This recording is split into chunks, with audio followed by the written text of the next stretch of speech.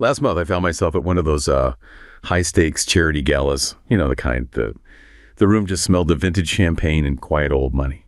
And I was watching this man, let's call him Julian. He's the CEO of a major tech firm, and he's standing under this massive crystal chandelier. He was there to donate just a staggering sum to an environmental cause. He looked every bit the modern saint in a perfectly tailored tuxedo, and he spoke about legacy and the future of the planet. His voice was so calm, practiced, deeply reassuring. And people, they hovered around him like he was the sun they needed to orbit just to, stay warm. But as the night wore on, I noticed something subtle. Julian wasn't actually interested in the charity slides or heartfelt speeches. I watched his eyes. They were constantly scanning the room with a kind of predatory stillness.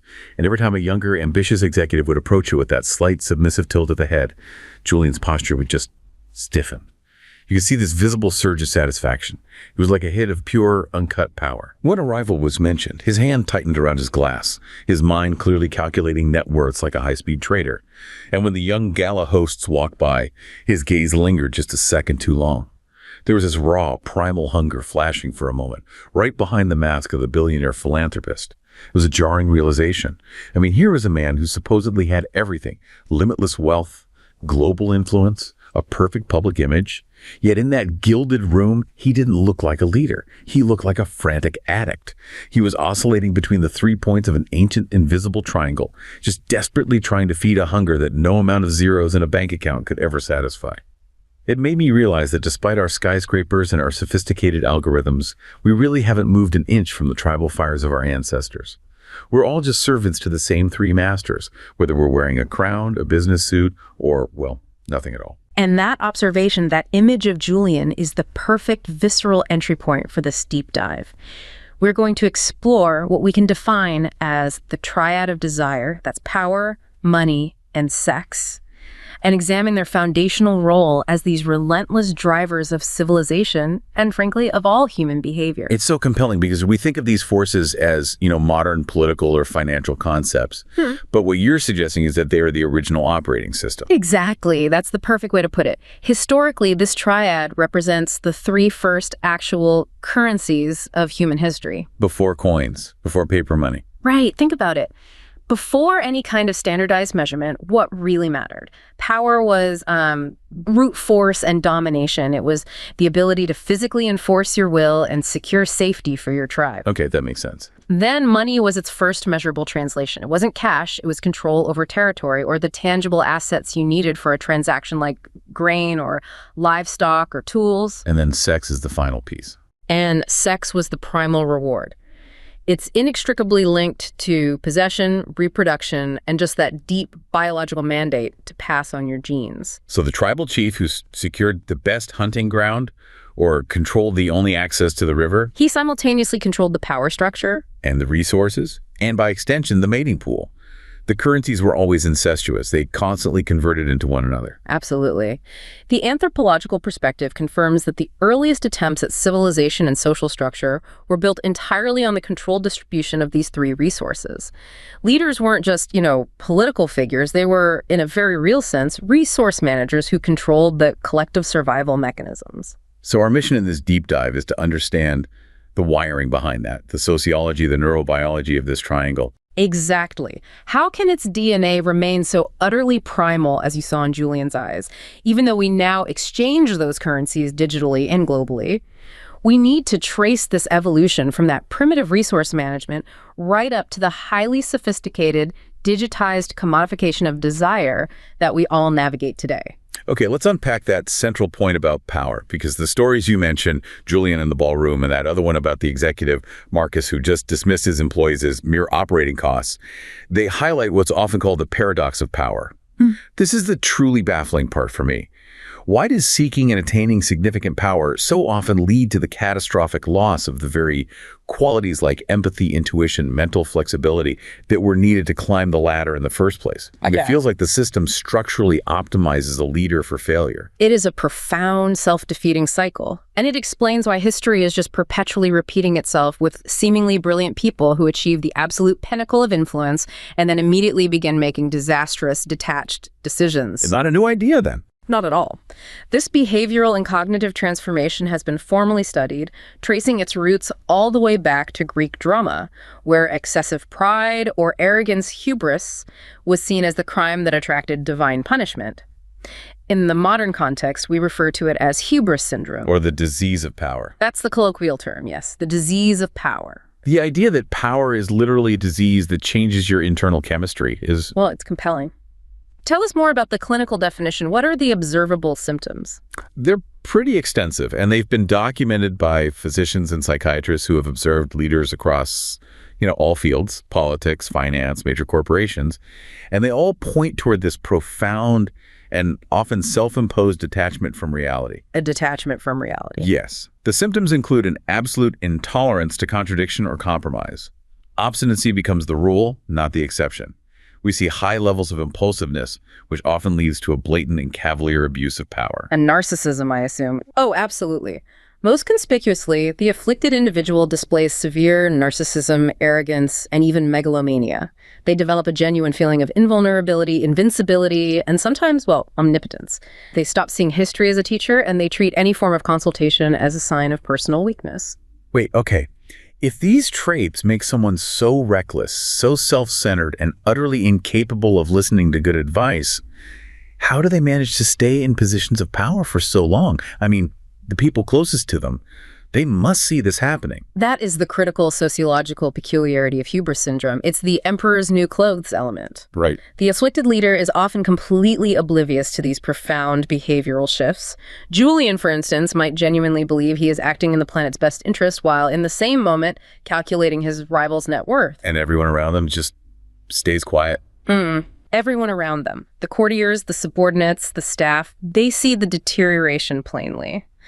But the structure of power itself, which is built on submission and dependency, ensures collective silence and fear.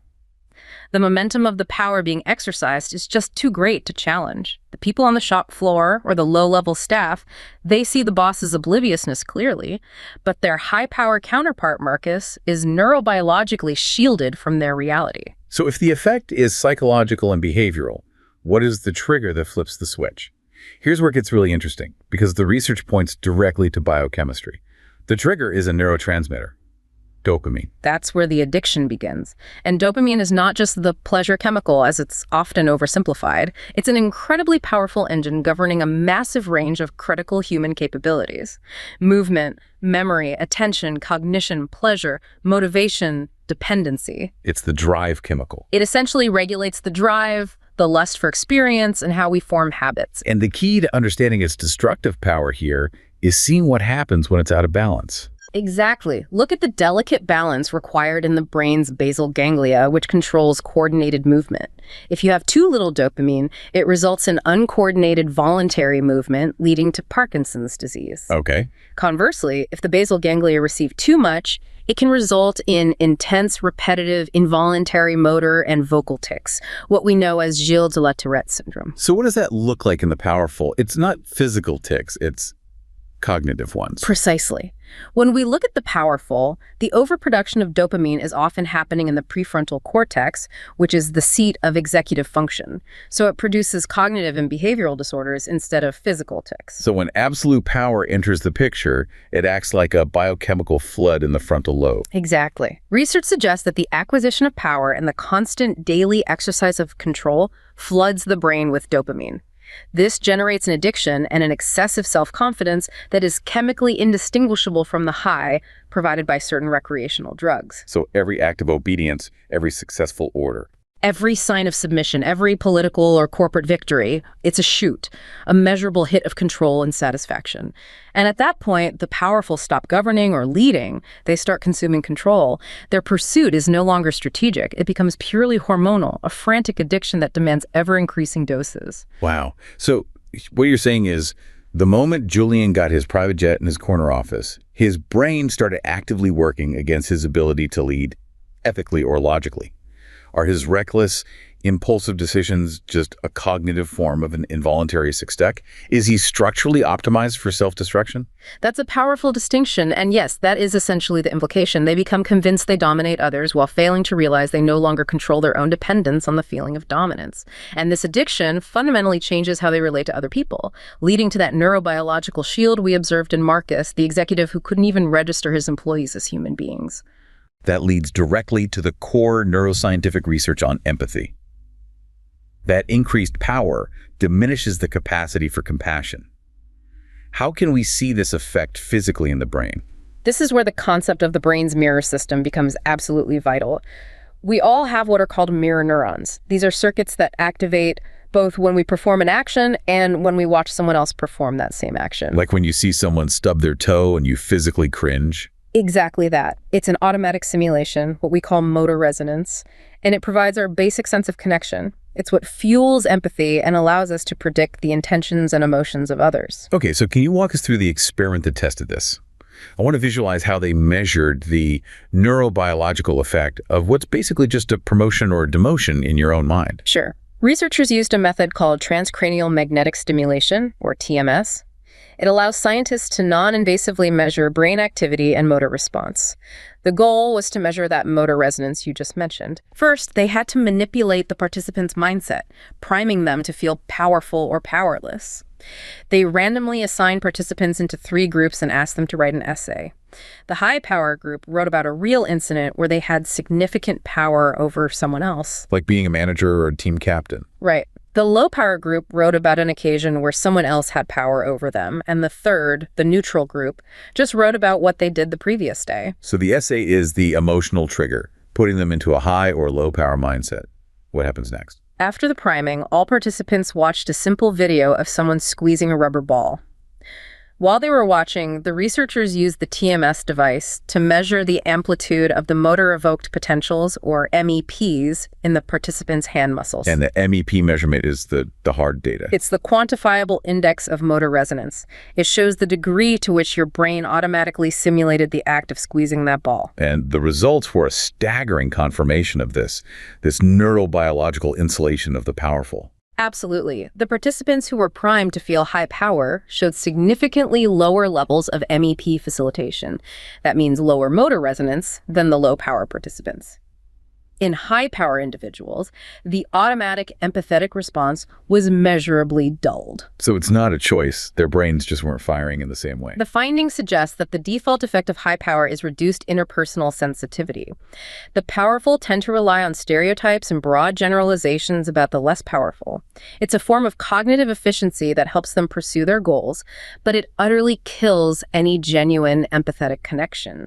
It's not just that they stop caring, their brains literally stop simulating the emotional reality of the less powerful. The idea that I could literally be less perceptive of my colleagues' feelings just because I got a promotion yesterday is chilling. We're talking about a neurobiological justification for systemic inequality. And here's the vital sociological takeaway, which is why the system perpetuates itself. The low-power participants showed increased motor resonance. So the opposite effect. Exactly the opposite. Because the powerless are fundamentally dependent on the powerful for resources, for safety, for opportunities, they are highly motivated and chemically wired to intensely process and understand the actions, emotions, and intentions of the powerful. They need a deep, intimate understanding to navigate their social environment and predict outcomes. The powerful look through the powerless, but the powerless are forced to study the powerful intimately. Precisely. The neurobiological gulf created by power ensures that the people who need to be understood the least are the only ones who are genuinely understood by those around them. Wow. Okay, so that neurological deep dive into power is a powerful foundation. But power rarely stands alone. It needs money and sex to validate it. Let's pivot to its accomplices. Money, as you suggest, is the most successful form of modern spirituality. I love that. It replaces altars with banks and rests entirely on the illusion of trust. So if money is the great abstract fiction we all agree upon, how does sex, the ultimate primal biological drive, get integrated into that sophisticated economic currency? Money is the universal liquid translator. It takes that primitive dominance and converts it into endlessly scalable, portable influence. Sex, simultaneously, has always been a key component of social currency. The goal here is to move beyond the biological mandate and look at how desirability is actually quantified in modern society. Okay, how do we do that? To do this, we can turn to sociology and a concept defined by Catherine Hakim, erotic capital. Erotic capital. It sounds like a stock ticker for attractiveness. How does Hakim define this asset, and how does it function alongside, traditional economic and social capital? Hakim posited erotic capital as a crucial and often unacknowledged fifth form of capital. It stands alongside Bourdieu's more famous concepts: cultural, social, symbolic, and economic capital. A fifth capital. To her, erotic capital is an asset in nearly every setting, from the workplace to politics to your private life. It provides opportunities to advance and plays a subtle, often subconscious role in daily decisions like hiring, promotions, and networking. But it's more than just physical appearance, though, isn't it? It sounds like it encompasses the entire presentation of self. It is. It's defined by 7 distinct components, and only 2 of them relate purely to biology. That's beauty and sexual attractiveness. The others are skills. Skills. Yes. Things like enhanced social interaction, liveliness, social presentation, so how you dress, groom, and carry yourself, sexuality, meaning confidence and skill in sexual relationships, and fertility. Hakim argued that the successful combination and deployment of these 7 components is what unlocks societal advantages. So it's about knowing how to wield that presentation socially and professionally, leveraging it for career or financial gain. Precisely. She believes this capital has been systematically ignored or suppressed by, moral constraints and traditional societal structures that stress personality over physique. Hakim controversially encouraged individuals, especially women, as she claimed they possess the highest average erotic capital, to strategically utilize this asset to achieve a more respected position in society. And she'd point to things like dating apps or social media as the marketplace for this. Exactly. As digitized marketplaces where individuals are openly and efficiently exchanging erotic capital for economic or social capital. But this concept runs into immediate conflict, right? Yeah. Especially from scholars who follow that original framework of capital. Oh, it is highly contentious. Many feminist critics reject the idea entirely. They cite contradictory research that sometimes shows attractive women are less likely to receive promotions in certain male-dominated corporate settings, suggesting that attractiveness can actually trigger a backlash or assumptions of incompetence. Right. And furthermore, the most rigorous critique comes from those who follow Bourdieu. They argue that body capital, which is a huge part of erotic capital, can never be truly separated from economic capital. Because you can buy it. Exactly. High socioeconomic status allows you to purchase expensive gym memberships, specialized diets, cosmetic procedures, beauty treatments, luxury clothing, all things that drastically enhance your body capital and your overall social presentation. So in that view, high erotic capital isn't an independent asset. No, it's just another expensive output of high existing economic capital. The triad becomes incestuous again. Money buys the appearance that translates into sex and social advantage, which in turn reinforces power. That critique shifts the focus back to the liquidity of money within the triad. Okay, now let's move to an even more controversial, often fringier theoretical hypothesis that's linked to this marketization: sexual economics theory. This seems to be the logical extreme of treating sex as a quantifiable asset. This model, which originated in specific corners of evolutionary psychology, is highly debated. It's largely considered an outmoded framework in mainstream sociology, often because it relies on outdated Western gender stereotypes. But we have to address its core claim because it is influential in certain online communities, and it informs the views of figures like Hakim. So what is that core claim? What's the central idea? The foundational claim is that sex is a finite, valuable resource that women, due to their higher biological investment in reproduction, fundamentally hold. Men, who are allegedly driven by a higher average libido, are the ones who must offer resources, whether that's commitment, love, attention, or money, to entice women into sexual activity. So it views the sexual market as a classic supply and demand curve, where the party with lower demand has higher bargaining control. Correct. The theory alleges that women are the party with lower inherent libido and thus have higher bargaining control. They hold out until a more attractive offer is made. Higher status, more money, better commitment. This is the framework that proponents claim explains why certain cultures stress female virginity. It's seen as maximizing the market value of the resource. And Hakim tied this directly to our controversial male sex deficit theory. She did. Hakim argued that since the sexual revolution, and especially with reliable contraception, women's rising economic independence has reduced their need to use sex as a bargaining chip for financial security. And consequently, their sexual motivation and availability have declined, creating a quantifiable male sexual deficit in developed Western nations. She suggests this deficit helps explain why harassment, violence, and the demand for commercial sex services are overwhelmingly male-driven. They're reacting to the perceived scarcity of the resource. That's a striking and pretty inflammatory claim. It's suggesting that financial independence actually dampens biological sex drive. But critics are quick to point out the severe empirical flaws in this economic model. Absolutely. The model suffers from multiple weaknesses, starting with, well, simple mathematics. Given a near equal distribution of sexes in any population, the amount of total sexual activity and promiscuity must, by definition, average out. Right. If every man has had 5 partners, every woman must also have had 5 partners. It has to balance. Exactly. Yet almost every large-scale self-report survey finds that men report significantly more lifetime partners than women. Which is mathematically impossible. It is. And that difference is overwhelmingly attributed to social desirability bias. In traditionally patriarchal societies, men inflate their numbers to gain status, while women underreport their numbers to maintain social respectability. Studies using methods designed to mitigate this bias, like the bogus pipeline technique, where participants are convinced a lie detector is operating, find that women are just as likely as men to report multiple partners. The claimed deficit just disappears when the social pressure is removed. And what about the cross-cultural reality? Does the coy female, horny male dynamic hold up globally? Not at all. Sexual economics theory is heavily criticized for being a retroprojection of 18th century bourgeois Victorian morality onto all of human history. Anthropological fieldwork in many non-Western, non-state societies, especially matrilineal or small-scale foraging groups, shows that male and female sexual drives are often viewed as equal. Or even the reverse. Or sometimes, societies are characterized by higher female libido, with women having greater sexual autonomy and agency.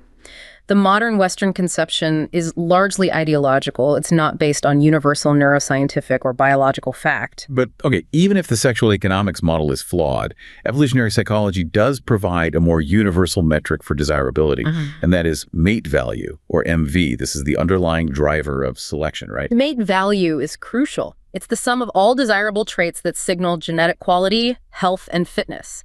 A higher MV means you are more desirable to more individuals and can afford to be choosier about who you select. MV encompasses health, age, intelligence, social status, and the ability to invest in offspring. And here we see the triad money, power, and sex emerge again in the differences between the sexes. Precisely, and it stems from the differences in obligatory biological parental investment. Because a woman carries the offspring for 9 months, gives birth, and often nurses, her investment is inherently higher and riskier. Right. Therefore, the female perspective prioritizes traits that ensure the long-term survival and provision for the offspring. So they prioritize financial prospects, status, ambition, job security, and the ability to provide resources. Money and power. Money and power. Conversely, men typically place a larger emphasis on immediate reproductive capacity, which is signaled by youth, physical attractiveness, and body shape, traits that signal health and fecundity. Which is sex. So the selection mechanism is fundamentally trading status and wealth for reproductive potential. The three forces are constantly negotiating status, even in a primitive dance. The forces haven't changed, but the battlefield has been fundamentally digitized. Let's return to Julian for a second. His grandfather leveraged grain supplies for political favors. Julian leverages algorithms and social status to generate wealth and influence. This is the modern synthesis of the triad. Exactly. The core insight is that the goal remains the same, the conversion of primitive dominance into a modern liquid form of influence. But now it's all data. We've moved from trading physical assets to trading data and attention. The influence is now measured in clicks, followers, and engagement rates, but the underlying mechanisms of desire are identical. To analyze this transformation, we can introduce the sociological concept of the sexual field. The sexual field. Okay, how does that help us understand this modern marketplace of desire? Sociologists define the sexual field as a specific arena where individuals seek intimate partners and vie for sexual status. Critically, this competition operates according to a logic of desirability, and the currency of sexual capital is entirely dependent on the field itself. So the value of my attractiveness changes depending on where I stand. Give me a modern example of how the currency shifts between fields. Okay, think about the difference between a high-stakes tech conference versus a major Fashion Week event.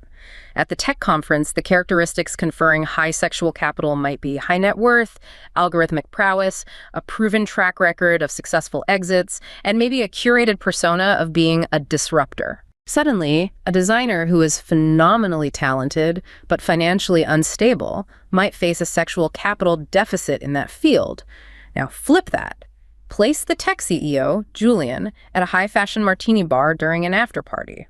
Unless he has converted some of his money into extreme aesthetic capital designer clothes, fitness, a particular look, his high net worth alone might be seen as less desirable than the struggling young model or the influential stylist who perfectly embodies the logic of desirability of that specific field. And in the digital era, platforms like Instagram and dating apps become the ultimate global exchange for this capital, which brings us to the story of Clara, the influencer. Indeed, digitalization has transformed social media platforms into the ultimate non-stop global sexual field. The body itself ceases to be merely a biological entity. It becomes a variable quotation market. A variable quotation market. Wow. Every public presentation, every carefully filtered selfie, every glimpse of an optimized life, as Clara curated for her millions of followers, is an act of symbolic quotation, a financial calculation of worth. The body is leased, monetized, and perpetually exposed, and every like, every follow functions as a microtransaction of power and validation, updating the individual's market value instantly. That concept, the body as a variable quotation market, is incredibly powerful. It reinforces the idea that we are not just expressing ourselves, we are actively performing for consumption and valuation. And this performance isn't just a social habit, it has a clear neurological hook that ties directly back to our first section. Research shows that the human brain reacts to online social validation likes, comments, exposure, followers, in the very same way it reacts to primal sexual excitation. So it's all regulated by dopamine again. It's all dopamine. Those who learn to expose themselves well, meaning they successfully curate an image that aligns with the prevailing logic of desirability, receive potent doses of dopamine that regulate their desire and compel continued performance. The system doesn't just measure desire, it regulates and feeds the addiction. So the digital realm has taken the primitive triad and perfected its mechanisms of control. The power is no longer exercised via force or explicit repression. It's achieved via desire. This is the shift toward what sociologists term soft control or biopower. The system is so effective because it doesn't constrain my physical force or tell you what you cannot do. Instead, the algorithm, the system, makes you actively want to conform. The power resides in the servers and the predictive algorithms, and the constant sexualized gaze is mediated through our screens. And this is where the power structure becomes flattering rather than repressive. Exactly. The gaze of the power structure is no longer saying, don't do that or you will be punished. It's saying if you perform well, if you expose yourself correctly, if you maximize your metrics, you will be loved, you will be validated, you will be seen. And so we willingly beg for that visibility. We beg for love by performing on these platforms. We're making the act of servitude voluntary and even a form of leisure. You exchange your personal information and your curated persona for the promise of existing through the gaze of others. This seamless fusion of power, money, and sex is the most profound structural change in the triad in centuries. It turns self-optimization into a kind of religious quest. Yeah. We are trading genuine, deep connection for constant algorithmic validation, feeling alive only when the digital connection vibrates. And the system wants you to keep searching because a person who is truly content stops consuming, stops performing, and stops providing data. The pursuit of status and pleasure has become synonymous with the pursuit of digital efficacy. We seek metrics of performance in the workplace, in the bedroom, and on the screen that have replaced transcendence and genuine fulfillment. We have traded the mystery of desire for the tired promises of management and self-help guides. The triad, in its digitized form, has engineered a paradox. The more access we have, the hungrier we become. We have traced this ancient invisible triangle from the tribal fire to Julian's desperate hunt in the modern ballroom, and finally to the fiber optic cable that connects us all. Power, the most intoxicating fluid, is revealed to be a neurological dopamine fix that measurably dulls our capacity for empathy and leads us to chronic addiction. Money, the great abstract fiction, is a transaction of collective belief that governs the modern spiritual landscape. And sex, the raw engine of life, has been quantified, commodified, and weaponized into a digital currency, constantly quoted on the exchange of desire. The essential realization is that the world isn't built on simple reason or high-minded morality. It's built on these three fundamental primal pulsions. We transform the triad into gods, then into addictions, and finally into sophisticated, digitized institutions of control. The reality we've uncovered is that humanity's relentless chase for possession of influence, possession of wealth, possession of bodies, is fundamentally unsatisfying, precisely because these forces operate as addictions that require ever-increasing hits. We are living in a paradox of saturation, exhausted from too much information, too much connection, and too much performance. We have spent centuries wanting to possess everything, when perhaps the only true power lies in mastering the self, rather than trying to master the external world. The secret is not to destroy these forces because they are inherent drivers of life. The secret is to put them back in their rightful place, at our feet, and not on our thrones.